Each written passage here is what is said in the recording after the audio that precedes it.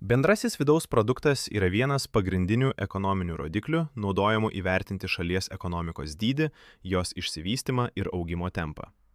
Bendrasis vidaus produktas parodo per tam tikrą laikotarpį, dažniausiai metus ar ketvirtį, sukurtų galutinių prekių ir paslaugų vertę.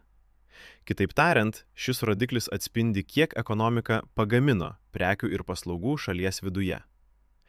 Yra keli pagrindiniai bendrojo vidaus produkto apskaičiavimo būdai. Išlaidų metodas vertina, kiek buvo išleista vartojimui, investicijoms, valstybės poreikiams ir kiek prisidėjo eksportas bei importas.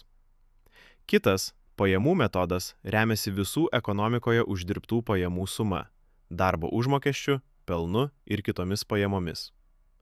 O gamybos metodas skaičiuoja kiekviename gamybos etape sukurtą pridėtinę vertę, taip išvengiant vertės dubliavimo.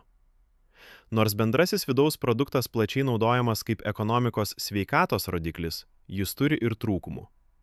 Jis neparodo pajamų pasiskirstimo visuomenėje, neįvertina šešėlinės ekonomikos ir ignoruoja kitus gyvenimo kokybę lemiančius faktorius.